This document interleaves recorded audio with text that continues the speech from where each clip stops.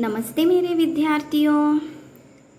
एक नई आकांक्षा के साथ और एक नए पाठ के साथ मैं आपकी हिंदी विषय की हिंदी अध्यापिका आपका हिंदी की ई कक्षा में हार्दिक स्वागत करती हूँ। विद्यार्थियों, आप कैसे हो? आशा करती हूँ आप अवश्य ही स्वस्थ होंगे। आइए आज हम कक्षा 6वीं और 7वीं के लिए अनुच्छेद लेखन, जो रचनात्मक लेखन के अंतर्गत आता है, आज हम अनुच्छेद लेखन का अध्ययन करेंगे। भाग 3। विद्यार्थियों, प्रथम और द्वितीय भाग में हमने अनुच्छेद लेखन के कुछ नियमों का, कुछ उदाहरणों का और अनुच्छेद की रचना किन आधारों पर होती है, इसका अध्ययन किए थे। तो आइए आज हम अनुच्छेद लेखन का 3 भाग अध्ययन करते हैं। सबसे पहले हम अनुच्छेद लेखन में अनेक विषयों का समावेश होता है, जैसे कि हमने पिछले अध्याय में अध्ययन किए थे कि किसी विषय का विवरण करना, किसी प्रक्रिया का वर्णन करना, किसी के चरित्र का अध्ययन करना, चीज़ों की तुलना करना, किसी वस्तु का कारण या प्रभाव बताना।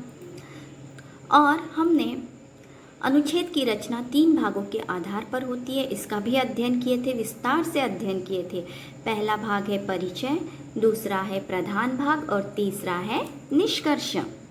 तो विद्यार्थियों, आइए उदाहरण के तौर पर एक अनुच्छेद देखते हैं, कंप्यूटर, जिसे हम संगणक कहते हैं हिंदी में। अब इस पर देखिए, कंप्यूटर विज्ञान का एक अद्भुत वरदान है। मनुष्य ने अपने दिमाग का उपयोग कर इसे बनाया है, परंतु कंप्यूटर एक जैसी मशीन है जो मानव मस्तिष्क से भी तेज काम करती है। इसके आविष्कार ने हर क्षेत्र में क्रांति ला दी है। यात्रा का पूर्व आरक्षण कराना हो या बैंक का कोई काम हो, मौसम संबंधी भविष्यवाणी हो या फिर शिक्षा से संबंधित जानकारी हो, वायुयान उड़ाना हो या किसी को तुरंत संदेश भेजना हो, कंप्यूटर के द्वारा सब कुछ किया जा सकता है। इंटरनेट से बटन दबाते ही हर चीज़ की जानकारी हमें प्राप्त हो जाती है। कंप्यूटर का उपयोग युद्ध संचालन तथा जटिल रोगों का इलाज करने में भी किया जाता है। आज के युग में कंप्यूटर हमारी बहुत सारी समस्याओं को हल करने वाला साधन बन गया।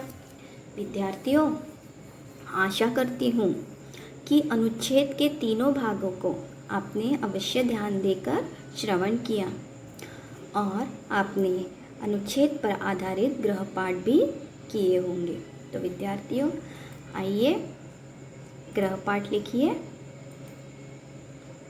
मेरा भारत देश, इस पर आपको अपने शब्दों में अनुच्छेद लिखना है। आशा करती हूँ कि आपको यह भाग अवश्य समझ में आया होगा। अब मैं आपसे विदा लेती हूँ।